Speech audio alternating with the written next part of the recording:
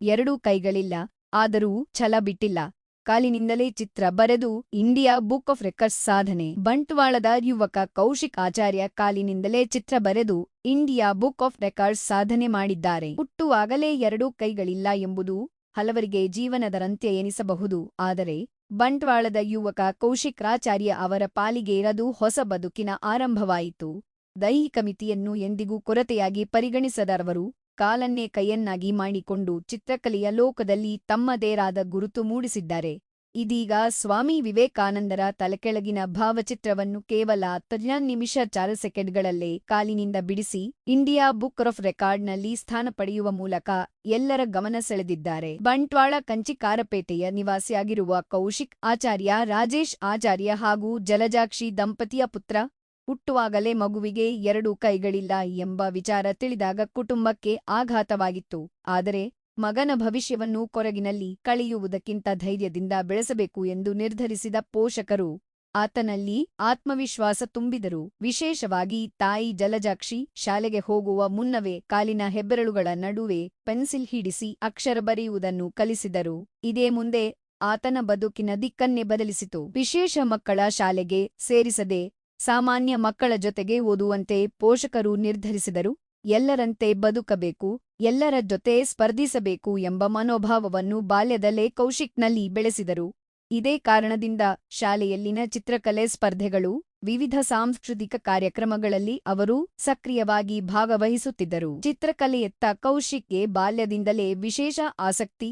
ಮನೆಯಲ್ಲೇ ಸಂಬಂಧಿಕರು ಹಾಗೂ ಅಣ್ಣ ಚಿತ್ರ ಬಿಡಿಸುವುದನ್ನು ಗಮನಿಸುತ್ತಾ ಯಾವುದೇ ತರಬೇತಿ ಪಡೆಯದೆ ಸ್ವತಃ ಅಭ್ಯಾಸ ಆರಂಭಿಸಿದರು.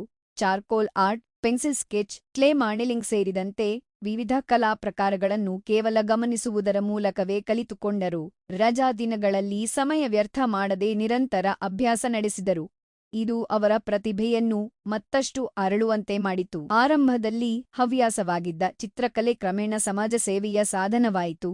ವಿವಿಧ ಸಂದರ್ಭಗಳಲ್ಲಿ ವ್ಯಕ್ತಿಗಳ ಭಾವಚಿತ್ರಗಳನ್ನು ರಚಿಸಿ ಉಡುಗೊರೆಯಾಗಿ ನೀಡುವುದು, ತಮ್ಮ ಕಲೆಯ ಮೂಲಕ ಇತರರಿಗೆ ಸಂತೋಷ ನೀಡುವುದು ಅವರ ಬದುಕಿನ ಭಾಗವಾಯಿತು. ಇದೇ ವೇಳೆ ಅವರ ಚಿತ್ರಗಳನ್ನು ಕಂಡ ಹಲವರು ಇಂಡಿಯಾ ಬುಕ್ ಆಫ್ ರೆಕಾರ್ಡ್ಸ್‌ಗೆ ಪ್ರಯತ್ನಿಸುವಂತೆ ಸಲಹೆ ನೀಡಿದರು. ಆ ಸಲಹೆಯನ್ನೇ ಸವಾಲಾಗಿ ಸ್ವೀಕರಿಸಿದ ಕೌಶಿಕ್ ವಿಭಿನ್ನ ಸಾಧನೆ ಮಾಡಲು ನಿರ್ಧರಿಸಿದರು.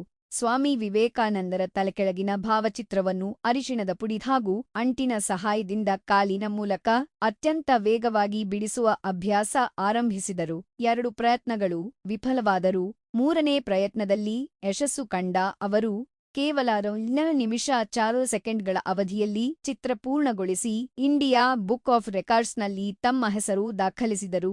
ಈ ಸಾಧನೆಗೆ ಆಳ್ವಾಸ್ ಕಾಲೇಜಿನ ಆಡಳಿತ ಮಂಡಳಿ, ಉಪನ್ಯಾಸಕರು ಹಾಗೂ ಕುಟುಂಬದ ಸದಸ್ಯರು ನೀಡಿದ ಬೆಂಬಲವನ್ನು ಅವರು ಕೃತಜ್ಞತೆಯಿಂದ ಸ್ಮರಿಸುತ್ತಾರೆ. ಸದ್ಯ ಮೂಡುಬಿದಿರೆಯ ಆಳ್ವಾಸ್ ಕಾಲೇಜಿನಲ್ಲಿ ಎಂಎಸ್‌ಡಬ್ಲ್ಯೂ ಪ್ರಥಮ ವರ್ಷ ವ್ಯಾಸಂಗ ಮಾಡುತ್ತಿರುವ ಕೌಶಿಕ್ ಶಿಕ್ಷಣದ ಜೊತೆಗೆ ಚಿತ್ರಕಲೆಯನ್ನು ಮುಂದುವರಿಸಿಕೊಂಡು ಹೋಗುವ ಸಂಕಲ್ಪ ಹೊಂದಿದ್ದಾರೆ.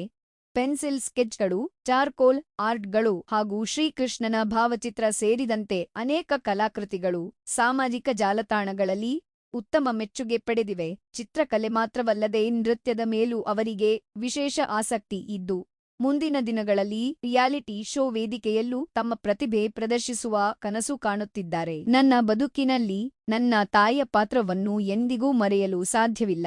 ಅವರು ಕಾಲಿನಿಂದ ಬರೆಯುವುದನ್ನು ಕಲಿಸದೇ ಇದ್ದಿದ್ದರೆ ಇಂದು ನಾನು ಈ ಸಾಧನೆ ಮಾಡುತ್ತಿರಲಿಲ್ಲ.